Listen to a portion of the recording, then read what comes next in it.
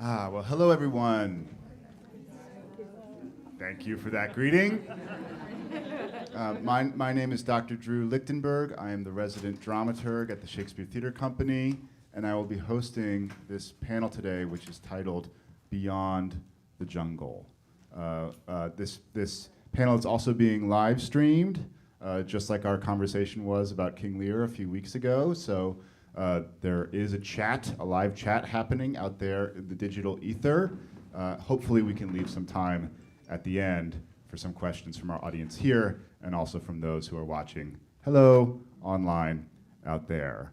Before I introduce this extraordinary group of panelists, I want to quickly thank our sponsors.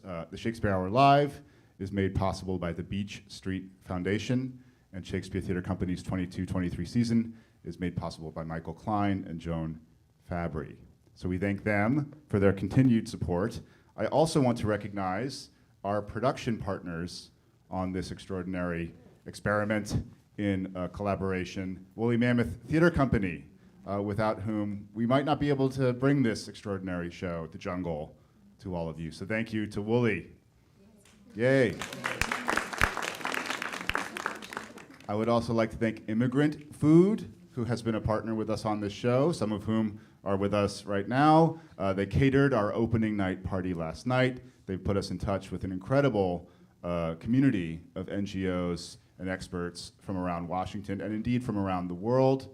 So thank you to Immigrant Food. Also thank you to the Goethe Institute, who also have been helpful in developing this panel. And my colleague, Leonie Noble, STC's Director of Equity and Belonging, for helping assemble this incredible team. So we're gathered here today to talk about the jungle and the issues that the jungle, or the questions that inevitably arise after seeing the jungle. Now, how many people have just seen it this afternoon? Most of you, okay. So I don't need to go into the extraordinary things that you just saw, but just a little bit of quick, helpful context that I think may help situate how the show was developed. The name of the theater company that created the jungle is Good Chance Theater, which was a group of theater artists from the National Theater and the Young Vic in England who collaborated for the first time in their respective histories. In 2015 and 2016, a theater company was formed to go to the camp in Calais, and they spent 7 months there performing theater for the people who lived in this community. Call it the jungle, call it New Jerusalem, call it Hope Town, call it whatever you will. And they also, while they were there, had a number of conversations with the people who were living there and created this work out of that experience, the jungle.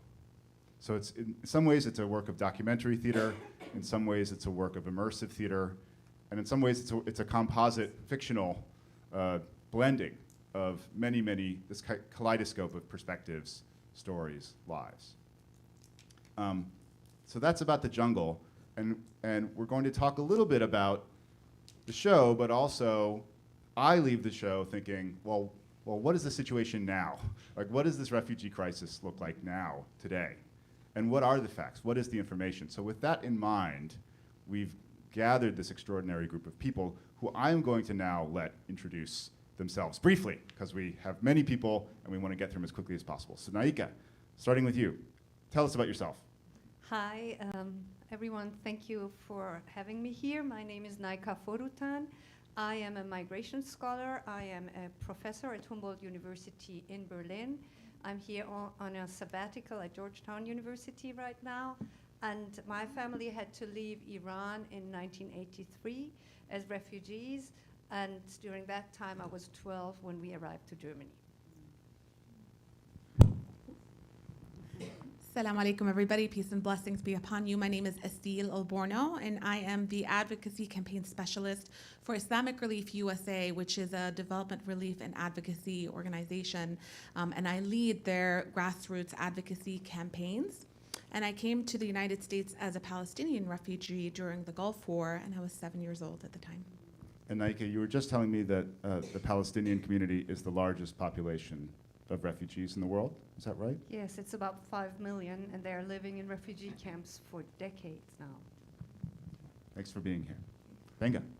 Hello, everyone. My name is Benga Gunjimi. I'm the executive director of the Nigerian Center. Nigerian Center is an immigrant cultural center here in Washington, D.C. We provide access to immigration services and financial inclusion opportunities. Personally, I recently became a new dad. My son is Nigerian American. My wife is African American, but I'm Nigerian.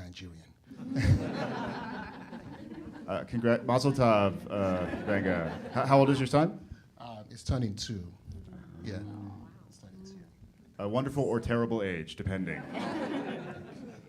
Nazneen. Good evening, everyone. My name is Nazneen Safi. I'm the Executive Director of the Asian Pacific American Legal Resource Center. We are a direct legal services program here in Washington, D.C. We work primarily with Asian Pacific Islander immigrants, although we do have a number of clients from a number of different countries. I am a first-generation American, Indian American here. My father came to the U.S. in 1958 as a student at a time when Asian Americans could not become permanent residents or U.S. citizens. Hi, I'm Kelly White. I'm with Capital Area Immigrants' Rights Coalition. I work alongside and represent people who are in detention centers in Virginia, Georgia, Pennsylvania, here in the shadow of our nation's capital, and very lucky to do so. Hi everyone, I'm Tia Ivanovic. I'm the co-founder of Immigrant Food, which is a restaurant group that was founded to celebrate immigrants through food, but also advocate and educate on behalf of them. And I am an immigrant squared. I was born in Belgium, my family is Serbian, and I moved here to the US at the age of 16. Good evening, I'm Peter Schechter. I come from a strange family because my parents were immigrants, but then I was an immigrant too. My parents came here, then they left here, and I was born in Italy and then raised in Latin America. I was raised in multiple languages. I'm the other co-founder, you get 2 for 1 today, of Immigrant Food, and I just want to reiterate what Tea said, which is that we think that it's so important to celebrate what the idea and defend the notion of America as an immigrant nation. Yeah, thank you. Yeah, so quite an august group, and I will admit I'm a little bit intimidated. Usually we have directors and actors and scholars up here. So this is Maybe we should interview you. Exactly, exactly. This is like a whole other level of geopolitical excitement for the Shakespeare Theatre Company. My first question is for Nika. So you saw the show last night. You came to the opening night show. And the two of us were talking. Obviously, you are a citizen of Germany, correct? A resident of a location that's on the other side of this crisis, right? The jungle is looking at Calais and people trying to get into the United Kingdom. And in the European Union, there's a similar story, but slightly differently. And there's a character in the play named Paula who has like a thick Yorkshire brogue who says the story is always the same, but different each time. So how is the story the same now in 2023, and how is it different? How has it changed from your experience? Yeah, actually 2015, that goes very much by the narrative of the European migration crisis. And this is also what Paula says. She turns to the audience and says, should we really remember that as a migration crisis, or should we think mainly about a kind of systemic crisis, or did Europe really do good in that time? And what did it learn in order to cope with the new refugees in 2023 right now coming from Ukraine? And this is actually pretty much my work. I said I'm a migration scholar. We're doing surveys for the German government, and Germany was very much in the eye of the storm when these years, 2015 and 16, took place. Effectively in 2015, this has been the year with the highest amounts of refugees entering Europe since World War II. In a very short moment of time, 1.3 million people came, and a lot of situations collapsed. Like Europe suddenly started to do a totally new border control. We have Frontex now. We heard how many people died in the Mediterranean, but it wasn't only the Mediterranean, it was also the Balkan route. We heard about that in the play, and the refugee and detention centers started to pop up with people just not having the opportunity to get out, to enter different states they wanted to go to. We saw that very impressively. People wanted to go to Britain, but they were stuck in France. France lost its soul totally during that years, and we heard about that. While interestingly, Germany gained a soul. I mean, Germany, and this is, I mean, very new for the Not a great history there, to say the least. It is, but it was mainly the country that accepted the highest amount of refugees. And so Calais was very much a kind of French-British story. For Germany, it was very much Lesbos and Greece, and a lot of people coming through the Balkan routes. And being in Germany, and I suppose you all know how the Chancellor Merkel tried to establish a kind of Willkommenskultur, welcoming country during that time. And you might also be aware of how the right-wing populist parties during that times gained weight throughout Europe. So everything has changed for Europe, but still, I don't want us to remember that as a European migration crisis. We call it like that because Europe has changed. Europe had its crisis in coping with the systemic structures, but still we have to know most of the refugees didn't come to Europe. I mean, only Turkey accepted 3 times more refugees than 27 countries of the European Union at that time. And I'm not even talking about Jordan and Lebanon, but I still want to make the point that Germany has changed tremendously, because you were asking me how Europe has changed. France and Britain we could see, and Germany has changed because during that past decade, Germany has become the 2nd country in terms of international immigrants, and it's ranking in the top 5 of refugee accepting countries, right after Turkey and Colombia. So this hasn't been the case before. It has changed. And the last thing that I want to place to connect it to 2023 is right now, the last year, more refugees from Ukraine came to Germany than in all the years 15, 16, and 14 coming from Iraq, Syria, and Eritrea, and Afghanistan. So we now have a moment that we don't call refugee crisis, but there are refugees and higher numbers than before. Right, in a way, the crisis turned into the new status quo, in a That's it. way. That's which it, is the yes. new world that we live in. And it reminds me of the character Ali, who's the smuggler from Kurdistan, who says you can look at your phone and think that's not too far to walk. There's a role that technology may have played in accelerating this or making this the new situation, the new status quo. And it's also a situation for the US, obviously. It's not only in Europe. I mean, Right. all the migrant caravans you're talking about here in the US, migration is a worldwide issue. 280 million people are on the move, 90 million called displaced persons. So it is part of reality of a lot of people all over the world, but mainly in the global south. It has entered the global north within the past decade, so that's why we're sitting here and talking about it. But it has been there always, at all times. And Asila, as you were saying, you yourself are a refugee from Palestine. And one of the things this show does so vividly is it makes, at least me, realize, oh, my lifestyle, you know it intellectually, but you don't emotionally or viscerally grasp how your lived experience is different from that of somebody else who leaves their country and resettles in another one. So what can you share with us some of your own experiences on resettling in America and how that has shaped your life, shaped your career? Absolutely. Briefly. I'll try to do the short and brief version of this story.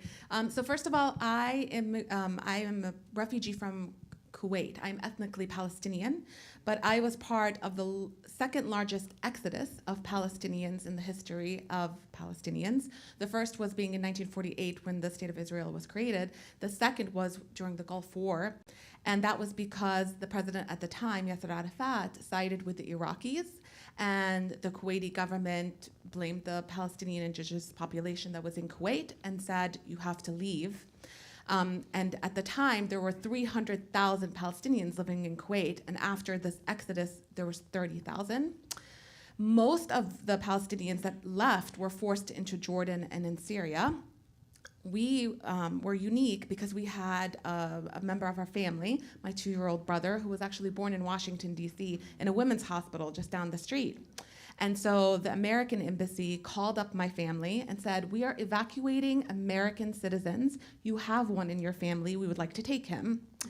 And my parents said, well, he's 2, and so you either take all of us or none of us leave. And they're like, okay, well, thanks for letting us know. Hangs up the phone. 2 weeks later, they get another call and said, well, we've decided we're going to allow all of the family members of our American citizen deport with the evacuation team. And we were evacuated. We had 2 suitcases allowed per family. We had to leave everything behind. My grandparents actually ended up taking most of our things that were in our home to Jordan with them. And our money was tied up in the banks. So whatever cash we had at home is what we were able to come to the United States with. And I remember at the time I was 7 years old, and I went to my dad and I said, I have about, what would be the equivalent of $10 of Eid money. Do you want it? Will this help? And I remember hiding underneath my little brother's crib as missiles were getting launched over our home, and we were living very close to the palace. So I remember all of this, getting on the plane, arriving to the United States, getting off the plane and having, you see them in the movies where they're wrapping blankets around people's shoulders as they're coming off the planes. That actually does happen. It's in real life too. And I remember getting resettled in North Carolina. So we introduced that community to something that is not black or white, right? We were the first Muslim community probably to resettle in that area, the first Arabs. And when I entered elementary school, I was one of the few children who could speak both Arabic and English. So because I had gone to private schools in Kuwait. So my career, I always say, in assisting vulnerable communities and in being part of an advocacy effort is this moment when I'm 7 years old and I'm calling the parents of the little other kids who are crying and trying to tell their teacher how upset they are in Arabic, and the teacher's looking at me like, what does this kid want? And I would be the one that would be translating. And then fast forward, I'm a freshman in college, and I'm in my psychology class, and I walk out of my class and I see people are staring at their TV screens, and it was 9/11. And at the time, I was a business administration major. I was business admin. And I was not visibly Muslim or Arab. I'm kind of Greek-looking or white-looking is what I've been told. And I was not veiled. And so I would be sitting at post 9/11. I would be sitting in lectures, and people would be saying things that were very racist, very derogatory about Muslims and Arabs. And it moved something in me. And so I actually started the first Middle East and North African Student Association on campus. And I started holding workshops and cultural events. And I changed my major, obviously, from business administration to political science. We knew that was, I was never going to open a business. I needed, So 9/11 caused you to change your major to poli-sci. It did. So I ended up changing my major to political science. And then the entire rest of the trajectory of my career has been all about advocating for vulnerable communities. So right now, I'm the advocacy campaign specialist at Islamic Relief USA in the Public Affairs Department. And 2 of the major grassroots campaigns that we are pushing is the Afghan Adjustment Act, which is to create a legal pathway for Afghans who were evacuated from Afghanistan more than a year ago now to have a legal pathway. Because like the Palestinians that came to the United States in 1990, many of whom still, to this day, do not have citizenship and did not ever get their paperwork, fixed, and it's a very long or difficult process. And we were lucky, my family was lucky because my father was an engineer and he got sponsored by an organization and we got citizenship right away. But many of the families that were with us did not. And I saw firsthand my father helping and assisting those families get their paperwork so that they could have at least a green card to be able to work, to be able to travel, to be able to live. And I've lost my train of thought. Well, thank you for sharing. It's fascinating. It reminds me of Safi at the end of the show in the jungle saying, I'm here in Leicester, ready to become a person, ready to become formally recognized as a person. And I think it's so easy to take for granted citizenship and all the privileges that confers. And I'll just mention one other campaign that we are working on is the Welcome Refugees 2023 campaign. And it's to hold the Biden administration accountable. When he was campaigning, set a very lofty, large number about refugees that would be allowed into the United States. There is a fraction of those numbers that have actually been let into the United States. And not just to be able to be let in, but to be resettled in a dignified manner. It's really exciting because Islamic Relief is now part of the International Refugees Council. We've picked up an opportunity to be a resettlement agency with them. And so we will also be helping to resettle refugees all over the United States. Yeah. Bravo. And I should probably say at this moment that the views expressed are not necessarily the views of STC. Islamic Relief is holding Joe Biden accountable. We have no official stance on Joe Biden's administration and his immigration policy. But that's awesome. Benga, you just saw the show, so I imagine there must be a lot of thoughts and feelings in your head. And I'm struck in this show by the relationship between the two young boys. Narula, who's the restaurant man in the Afghanistan restaurant, and Akot, who's from the Darfur region of Sudan. And the show really shows a kind of anti-black racism from the Arab community.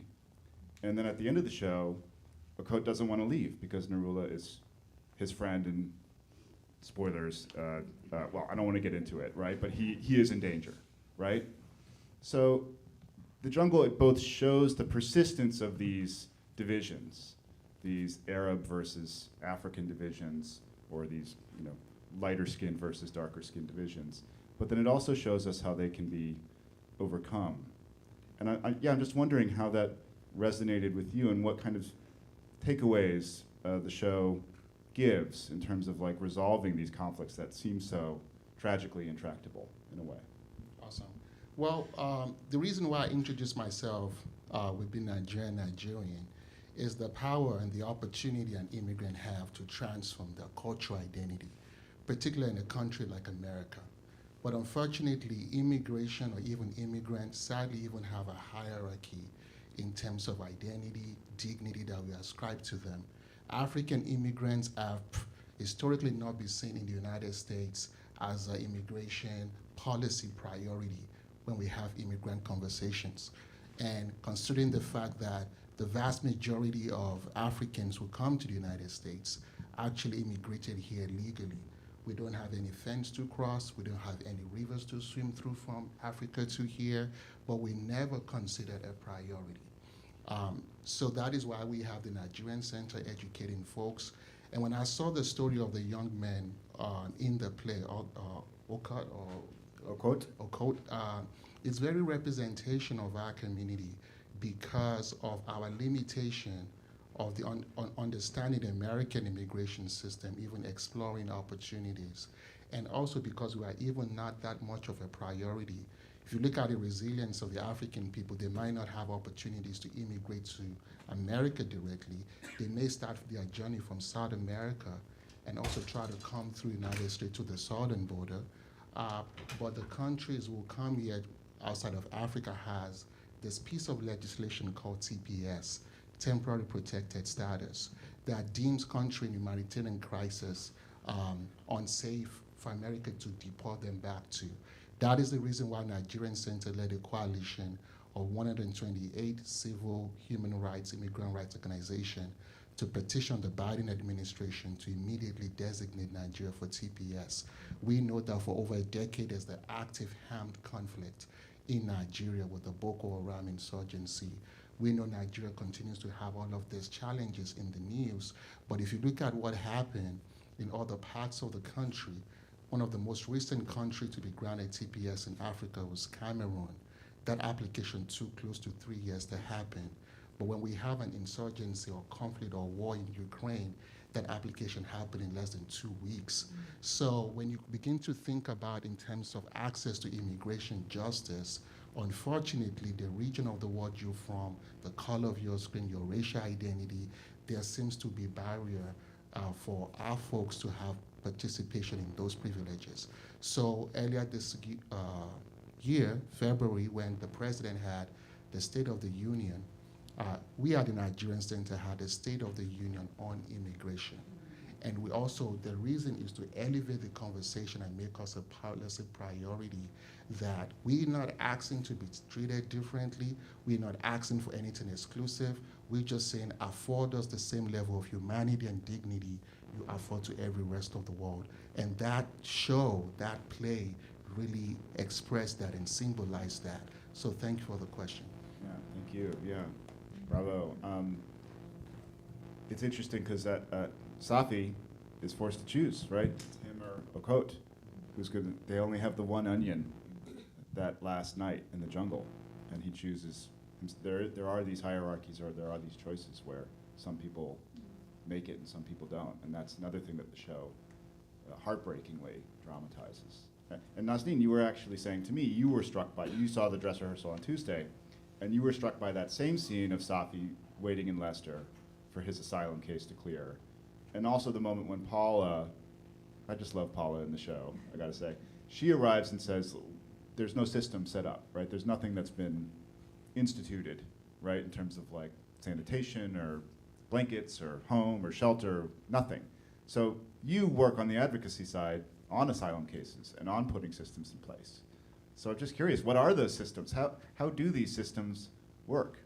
So I will say, I work locally. So what I see is when a refugee comes already, there are so many services available to them if they're designated as a refugee. They come in, they can immediately get work authorization. There are resettlement programs for them. There's a very big difference, although they have to show the same type of concern for going back to their country of origin. When someone comes here seeking asylum, those systems are not in place for them. So when you come, whether it's from the southern border, whether you come as a visitor and say, I really need asylum here, you have to wait.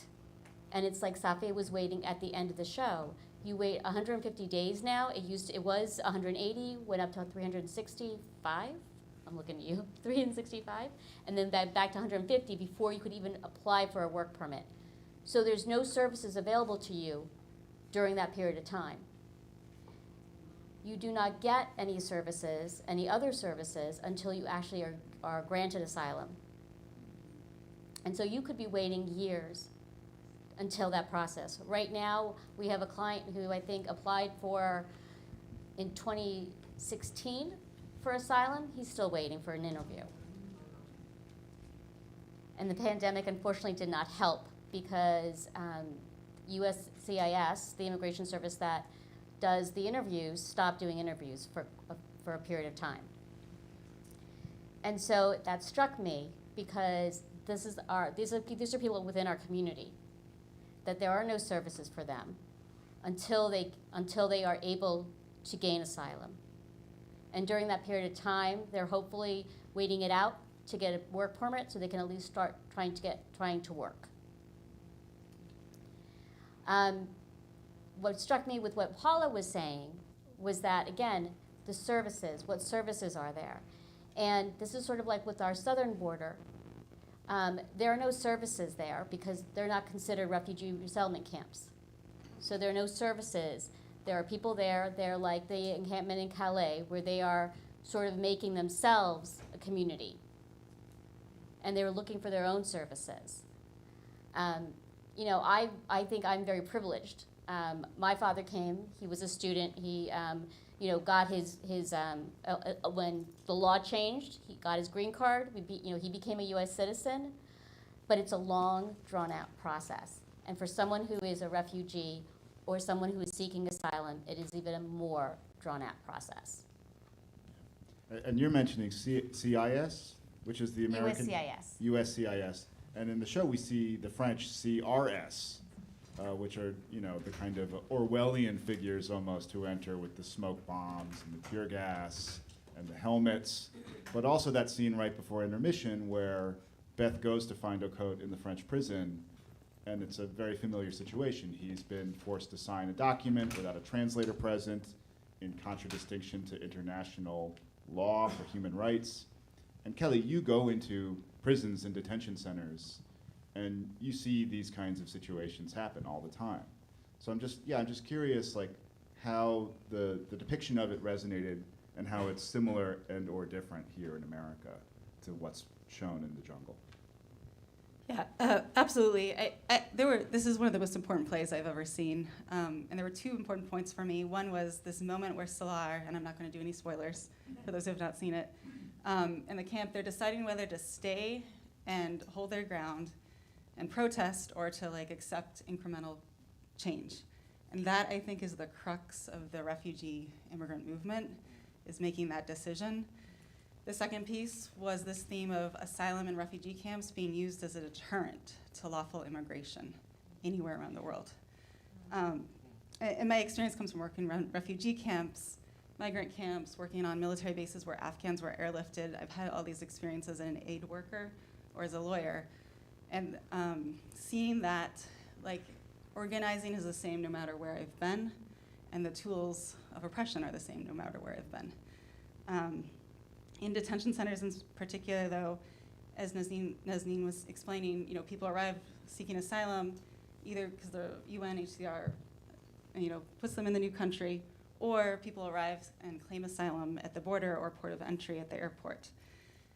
The U.S.'s first reaction to that person claiming asylum is to put them into a detention center so that they wait a credible fear interview. So if you've already been in migrant camps or somewhere else, you're now going to be in a detention center. That's our system. In the detention center, you don't have a cell phone. You don't have access to a court-appointed attorney.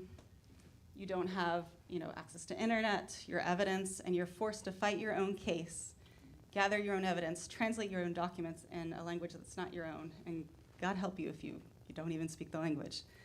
And so many people I've worked with have told me that they feel like they're being treated like an animal in our US detention system. I think the other important points of this play that really resonated with me in the very niche area I practice is also crimmigration. This is my important opportunity to talk about this. You have Narula, who gets busy. I don't want to do any spoilers. And you've got Ali, who represents a freedom fighter and a smuggler. Those actions are all bars to asylum, potentially, or challenges to asylum in the United States. And if you have those facts in your history, you need an immigration attorney to help defend you. And we don't have court-appointed counsel here. And those are human beings going through real mental health, crises and real experiences to fight for their own people. So that's why it's important to have an attorney. Back to our current policy. Right now what's happening is pandemic protocols are ending. A lot of legal service providers are losing funding as a result of that. What's also happening is Biden's lifting protocols, which means detention in our area is going to more than triple just in this area because now bed space is open so we can detain more asylum seekers. On the upside, Maryland shut down detention last year, just so you know. There's a heavy, strong abolitionist movement that's running a current through our bloodstream right now to shut things down. But I think it's just important to keep that in mind. There's also the new asylum ban rule that Biden just announced. That is pushing refugees further and further away from centers of safety. And so what we're seeing is Biden just announced this new application on your phone, CBP One app. That app is what asylum seekers at the US border now have to use in order to get an asylum appointment or to get into the country. You either use this app and wait outside in Ciudad Juarez, which has the highest homicide rate along the border and in the world almost. You can wait there and with this app and try to enter the country, or you can enter the country but face punishment or higher penalties for not using that app. That's the system Biden has created. I say that Trump created a physical wall, Biden created a digital one. And so I think that along with this app, just some pieces that are also challenging. This app, it doesn't recognize black and brown bodies. It's only in 3 languages. It frequently freezes and the error messages are all in English. So these are the obstacles, the asylum deterrent system that's being created to push refugees and climate migrants further and further away from our country. Running us afoul of international law. And I will leave on a positive note. Okay. Thank you. There are bills being introduced to allow court-appointed attorneys for immigrants running through the system, a federal bill for universal representation. that phrase universal representation is very ambiguous, and I'm sorry that was the word our movement came up with, but that is the new public defender system for immigrants. Please support that. Yeah, so it is sobering when you look at it, and potentially dispiriting. But to turn to Taya and Peter and Immigrant Food, one of the reasons why when we reached out to you, you immediately said yes. Like you actually invited us to an amazing lunch at your restaurant, is because another thing that the jungle shows is the hope. I think Safi says there's more hope in this place. There's more dreams in this place than in the rest of the world. And when he goes to England, he feels his heart closing or narrowing every day. And the vitality of art, of culture, I think it's a very funny show. And it's also a show that has dancing, juggling, euphoria, and food. These things like theater and food that bring us together, that show that we're not a world of closed borders, but one of cultures living side by side and relating to one another. Yeah, so I'm curious, Taya, if you could tell us about how that resonates with you and the work that you do. And Peter, like, what can we do? Like, how can we, in a positive way, solve these seemingly depressing statistics and situations? So I think it's a great question, and I was thinking a lot about when we talked before about the border, right? The physical wall that was created that we all of you and all of us spent millions, billions of dollars on taxpayer money to create, and because of that, there's this debate that was created between like creating a wall or having open borders, because apparently those are the only two options that we have, and it's just unbelievable to me. Because if you look at the data, right, according to official statistics, there is about 12 million undocumented people living in this country today. Many say it's many more, but those are official statistics. Those official statistics also say that more than half of those people have entered through legal ports of entry. So many of them overstayed visas, for example, student visas or other visas that they've legally obtained. So it just shows you that many people don't walk, across the Rio Grande Valley and across the border illegally, but they actually come through legal ports of entry, which just shows you that the border having a wall is completely useless. And to the point of why we're here, we believe, I can spew these statistics all day long, but it doesn't change the mindset of these people that already believe that we should just build a wall, right? If I just tell them, this is the statistic, this is reality, they're gonna say, well, whatever, we don't care. At the restaurant, we would have people with MAGA hats coming, and they would have lunch. And I have no problem. If you wanna spend your money at Immigrant Food, no problem. But we would talk to them, right? Because we believe in dialogue. We really believe that you can change people's minds if you just talk to them. And that's why Immigrant Food was created, because you're at a table, you have these difficult conversations. And so we would talk to them and we'd be like, oh, how interesting, you came to Immigrant Food. And they would be like, yeah, well, we have nothing against immigrants, just the illegal ones. And we're like, well, it's just not really how that works.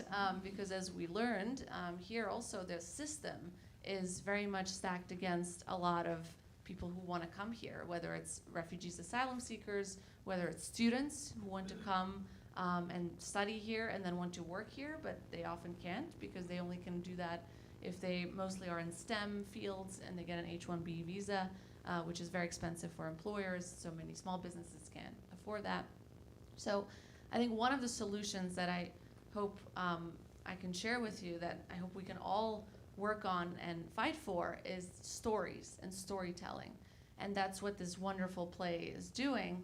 And that's what we're trying to do as well with Immigrant Food, and telling stories through food, telling stories through art, telling stories in different ways. And that is what is going to change people's minds. Not everyone's mind, but many people can relate, right? Because it's a human story. And a lot of people in your families, if you have an uncle or an aunt who's anti-immigrant, can perhaps connect more to stories. And hopefully you can do that around the table as well. Yeah, Peter. Well, I want to start by asking everybody here to have a round of applause for Drew, Leonet, and the Shakespeare Theater for putting on a very difficult play that is not financially successful because of how difficult. Well, we have sold out the entire run. But I know, Sharon. but I know that you need to fundraise more for it. And I'm aware of how hard this play is, but I also want to ask you to promise me something. I want you to promise me to talk with colleagues in Dallas and Phoenix and Charlotte and other swing state places for them to have the play in their theaters as well. Because while it's great to have it in Washington, D.C., it would be even better to have it in those places.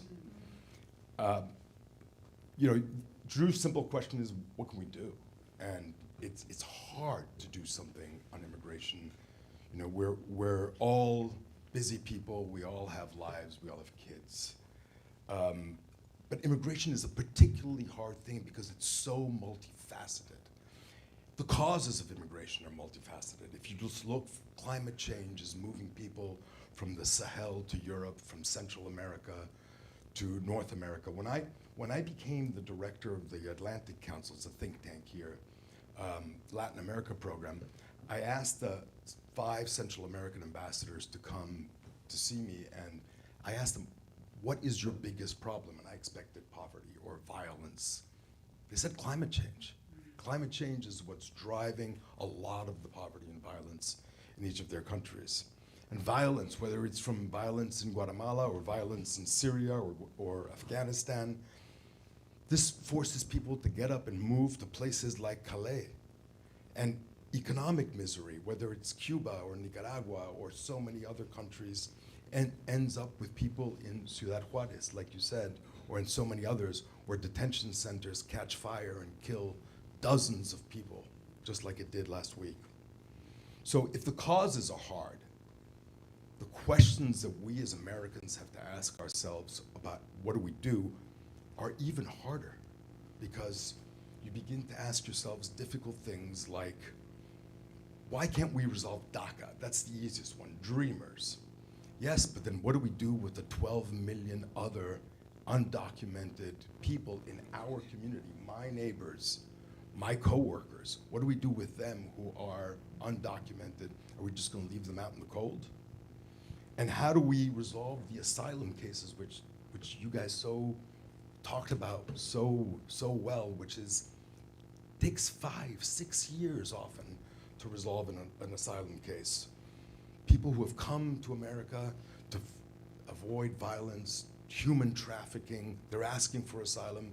We can't get it done. Immigration courts that call themselves courts, but they're not really courts at all. Immigration judges who call themselves judges, but they're really not judges. They're administrative people who work for the administration. The people who are in immigration courts don't necessarily get attorneys, just like they do in courts. So, and what do we do about the detention industrial complex of people turning jails into immigration detention centers? Why do Ukrainians get immediate welcomes, and why do Haitians and Venezuelans get immediate deportations? And what do we do about all this incredible sudden hatred against Asian Americans that you see in our streets, that you see in television? So these are difficult questions to answer with policy. Look, I believe in the fundamental goodwill of people in the United States. I really do, and I believe that people want to do the right thing. But we all have to recognize one very difficult piece of news, that we who are working for immigrants and for immigration, and who believe that that's a good thing for this country, we're losing this argument. Right? We're losing the argument and we're losing the battle, right? Gallup, which for years reported a steady amount of Americans, 3 out of 4 Americans supporting immigration, for the first time this year saw a decline in that number. There's a growing sense out there, maybe not in Washington, D.C., maybe not in this room, but we have to recognize that there's a growing sense out there that immigration is, quote unquote, out of control, and the sense comes from a perception that the border is out of control. And look, I have lots of friends who are very pro-immigration, and they go to the border, and it is out of control. There is something wrong with it. But they're using people, extremist people are using that to sell the notion of a tidal wave coming that Republicans want you to believe that is happening. But the problem is it's being believed. It's being believed that there's a tidal wave and we need workers. I mean, Tay and I run a restaurant company. We can't find workers. So we're in this crazy politics here in which people are anti-immigrants and yet we can't find a worker. So it's hard, Drew. It's hard to find a way to talk about immigration when people have busy lives, PTAs, soccer games. But I really do believe that immigrant food was created to celebrate an immigrant heritage, to celebrate that we need immigrants for America's long-term success. They're our neighbors, they're in our community, they're taking care of your kids, they're building your homes, they're picking the food that you eat, hauling, cooking, and serving that food. But at the same time, also immigrants, 14% of people in the United States are immigrants, and at the same time, 40% of the Nobel Prizes in sciences have gone to Americans who are immigrants. They're leading our country's largest and best known companies. So look, unless you're a Native American, we're all immigrants. And there's lots of ways to support immigrants. Many of the people right here sitting next to me are running organizations that do amazing, amazing work. Some of those are our partners at Immigrant Foods. Engage with them, engage with NGOs, but most of all, engage with the notion that we need to celebrate what this country is, an immigrant nation, and what it needs to continue to be. You're here. It makes me think, Peter, what you're saying, it makes me think of Salar's restaurant, the Afghan restaurant in the jungle in Calais, which becomes a site, a political forum, a site of community, a site of storytelling, a site of joy and culture and happiness. And it makes me think of Immigrant Food in D.C., which is similarly about bringing people together. And hopefully, if I can plug the Shakespeare Theater Company, similarly performing a role where we are bringing people from the Washington community who may not agree with all of our views on immigration, right? We are showing these stories to them and hopefully opening up some of their minds. We have about 5 minutes left or 10 minutes left. April is monitoring the live chat in the back, our marketing professional. April, has there been one or two questions asked or posed in the chat that we can answer here? Not yet. Our friends online are typically a little shy until the audience here live gets started. Yeah. So if you want to ask the room first, maybe we can come back. Well, does anybody here in the room have any questions for us? Yes? In the play, when the young lady goes to try to rescue the boy, she's told that the French make it illegal to support immigrants, to provide, food, take them to a hotel. Is that different here in the United States? What are the laws against? Yeah, so the question is about the criminalization of aid workers, right? Or the criminalization of aid work that Beth, the character in the play, it's illegal for her to check into a hotel room with an undocumented person like Okot, or a refugee like Okot. And are there similar laws here in America that make it illegal for a volunteer to use their money and their time to help? Kelly, it looks like you have an answer to this one. Yeah. So the Supreme Court actually just heard a question on this about actually lawyers who provide, representation and instruct people on, what are the consequences of coming across the border. So that's up for debate just for lawyers. With legal aid workers, generally we have many sanctuary cities. Providing housing for people is not against the law. It never has been since I've been alive that I'm aware of. I think during the Trump administration, there were real penalties and consequences for parents who brought their own children across the border. And some of these have dissipated. The problem with immigration law being so political is that it depends on who's in power, who's going to get criminalized for these types of actions. And just to add to that, so when you when you are becoming a U.S. citizen, one of the questions is, have you ever assisted anyone? And so that is some place where, depending on the officer you get, they may look at that and say, well, you're not eligible to become a U.S. citizen because you helped your child or someone else cross the border. Nika, you have something to add. Yeah, I wanted to add that this is why I, in that moment, mentioned that France has lost its soul, because you might wonder why we all only saw British volunteers in that camp. It's because France forbidden volunteering in refugee camps, and especially in Calais. And it not only forbidden volunteering, it forbidden the Calais people to bring food, even to just have people outside and to teach them. It even forbidden to learn them, to teach them how to swim. So France, and this is why we don't see them. If you could enter the camp as a volunteer from Germany or from Britain, because you entered it as a kind of tourist or journalist or something, and then you might have wondered why Beth didn't go out. She stayed there all the time, because if you went out of the refugee camps, they made it harder for you to re-enter.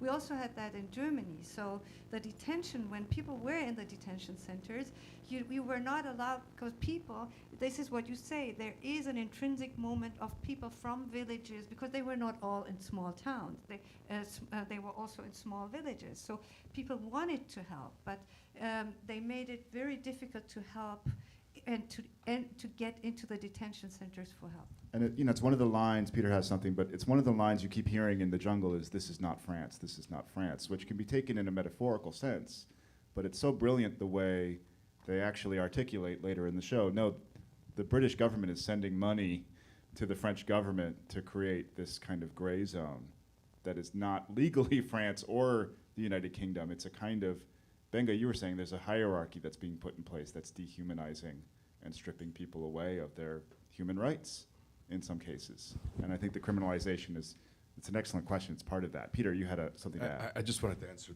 the gentleman who asked the question. Unlike France, which is a highly centralized country, we live in a very federal republic, thanks to Alexander Hamilton, an immigrant from the Caribbean. But I've heard of that play. But the interesting thing is that also, because of that, it also depends on where you live, right? So we in Washington, D.C. are fortunate because we do not have to ask our employees to provide us proof of their legality in the United States. Well, they do have to show it, but we don't have to check it. So. Thank you. But which amazed we just hired a new chef who came from Georgia, and he was amazed at this. I mean, it blew his mind that there is this sense of very different laws and requirements in the United States. So, in the way that we treat immigrants. Well, I believe the late Anthony Bourdain once said that if you've ever eaten at a fancy French restaurant, it was made by undocumented Central or Latin American workers. Yeah. Right. And then just one other thing is, like, when you are someone who's undocumented here, the other thing, as Kelly saying, was that there's no right to representation. So if you are living in an apartment and you are being evicted or your landlord is not fixing things, there are very few programs that you can go to and get legal help. Federally funded programs cannot help someone who's undocumented unless they're a victim of domestic violence, and even that, sometimes it depends on the program is how much they will help. And there are very few legal programs that assist undocumented immigrants with legal matters, family law. So if you have a custody dispute, if you are a victim of domestic violence, you can usually find help. But for other matters, it's very, very difficult. Yeah, April, do we have any more questions now that people have started out? No, they're very shy in the live chat. Yes, Laura. I see one of the stars of our show, and I wonder if he would give us any of his insight. Yes. And would you like to stand up and introduce yourself, sir? Hey. Thank you for this. No, I'm really enjoying listening. I've talked a lot there. So. I have a question for you. Yeah. I think in my work I have a lot of colleagues who are impacted people themselves, and I think what's especially important to me about this play is that this is a play by impacted people as well. And I'm just wondering, like, we talk a lot about self-care, and this is an extremely heavy play. Just curious how you, like, what are your thoughts on that or reactions? Mike. Thank you. Sorry.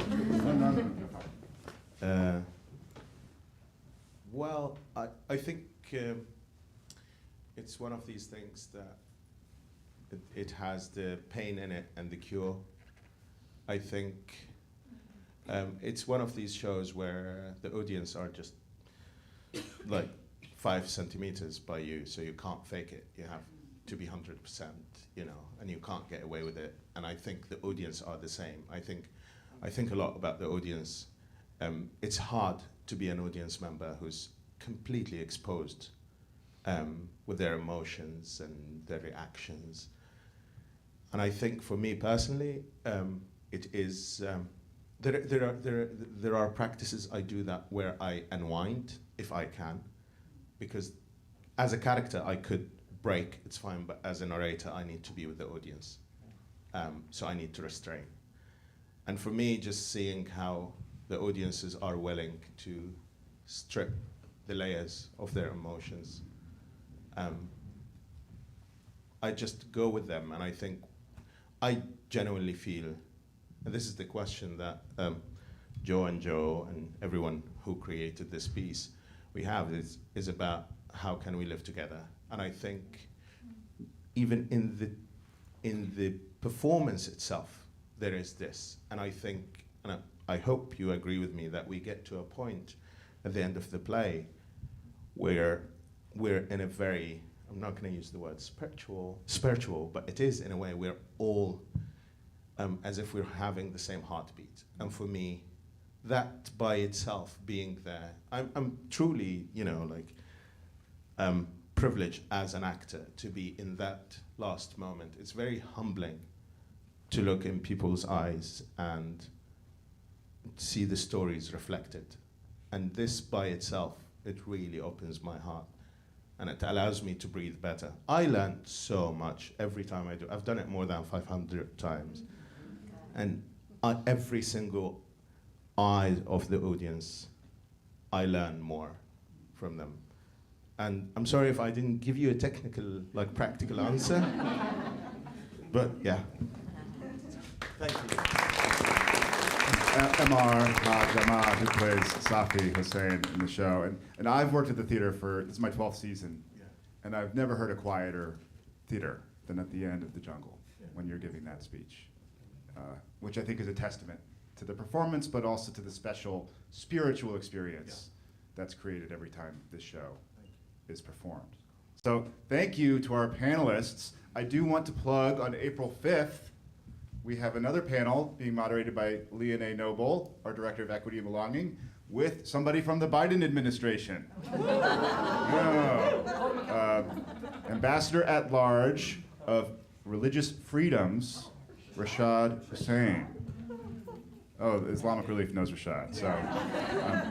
So I think it's at the same time, same place, on Wednesday, April 5th. So if this conversation made you curious about, well, what's the other side doing about all these issues, please check it out. But yes, thank you to our brilliant panelists. Thank you to the Company of the Jungle, who snuck down to see the show, and thank all of you for being here.